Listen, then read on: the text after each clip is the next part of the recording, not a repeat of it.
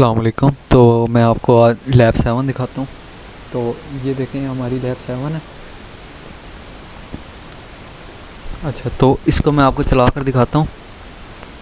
इसमें हमने क्या करना है कि हमारे पास वाइल की कंडीशन के अंदर लैब 7 लिखा आ रहा है, और जैसे ही हमारे पास इंटरप्ट 0 कॉल होता है तो हमारे 1 लिखा आ जाता है, और जैसे ही हमारा इंटरप्ट 1 कॉल होता है तो हमारा इंटरप्ट 1 एलसीडी पे डिस्प्ले हो जाता है। मैं आपको इसका कोड दिखा देता हूँ।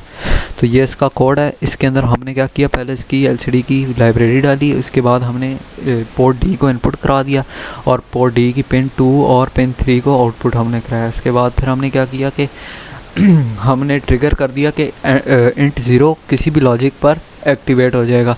फिर हमने इसके बाद क्या किया कि इसको मास्क कर दिया ताकि हमारा इंटरप्ट 0 जो है वो एक्टिवेट हो जाए। इसके बाद हमने इंटरप्ट 1 के साथ इस तरह से किया बिल्कुल, और ये हमने इंटरप्ट इनेबल कराने के लिए SI लिख दिया।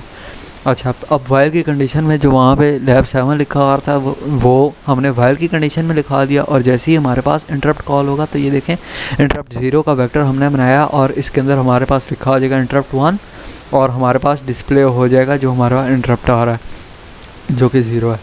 अब इसके बाद हमने क्या किया कि इंटरप्ट इसी तरह से 1 जैसी कॉल होगा तो हमारा जैसे ही हम बटन दबाएंगे इंटरप्ट 1 कॉल होगा, और हमारे पास इंटरप्ट 1 डिस्प्ले हो जाएगा इसके ऊपर। तो ये हमारा लैब 7 है। अब मैं आपको लैब 8 दिखाता हूँ। अच्छा, अब ये हमारे पास है लैब नंबर 8। तो इसके अंदर हमने क्या किया कि हमने इसके साथ टेम्परेचर सेंसर एलईडी के साथ इंटरफेस कर दिया, और ये हमें टेम्परेचर की वैल्यूज़ दिखा रहा है। मैं आपको इसका कोड से दिखा देता हूँ। तो इसके कोड में हमने क्या किया कि हमने सबसे पहले एलसीडी को इनिशियलाइज़ करा दिया। इसके बाद हमने इसके करैक्टर की एरे बना दी जिसके अंदर ये सारी वैल्यूज़ डिस्प्ले कराएगा। अब हमने क्या किया कि पोर्ट सी से हमने इनपुट करा दिया हमने, और इसके बाद हमने क्या किया, चैनल सेलेक्ट किया ADC 5, और इसके अंदर हमने सारी वैल्यूज़ को इसको हमने इनेबल करा दिया ताकि हमारे पास जो है ADC कन्वर्जन इंटरप्ट एक्टिवेट हो जाए। अच्छा, फिर हमने वाइल की कंडीशन में क्या किया कि हम चाहते हैं कि ये हमें हर टाइम पे टेम्परेचर डिस्प्ले करा रहा हो।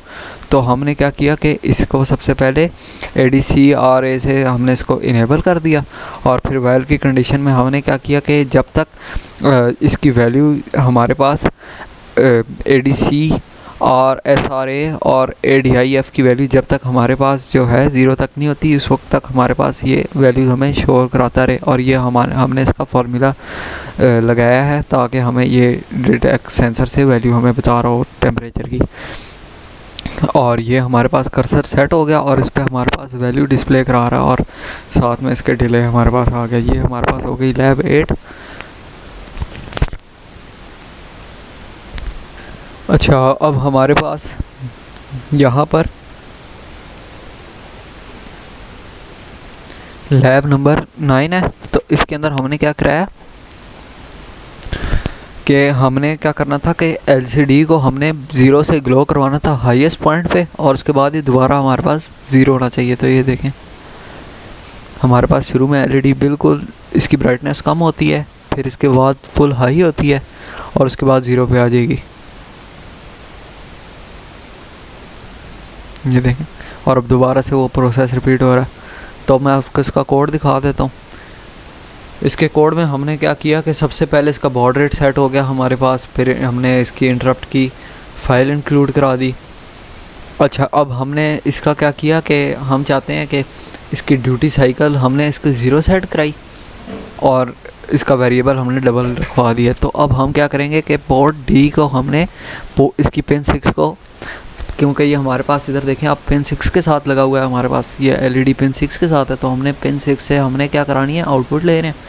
तो हमने इसको हाई करा दिया पिन 6 को, और फिर हमने इसका टाइमर काउंटर एक्टिवेट करा दिया। अब ये क्योंकि CTC मोड में कर रहे हैं इस वजह से फिर इसका हमने टाइमर इंटरप्ट मास्क हमने इसका इनेबल करा दिया, और इसमें ओवरफ्लो की वैल्यू हमने सेट करा दी ताकि इनेबल हो जाए। इसके बाद हमने क्या किया कि हम चाहते हैं कि इसकी वैल्यू 255 तक जाए और फिर 0 हो जाए। तो हमने ये टाइमर्स का सिलेक्ट कर लिया, और फिर हमने इसकी इनेबल्स को इनेबल करा दिया।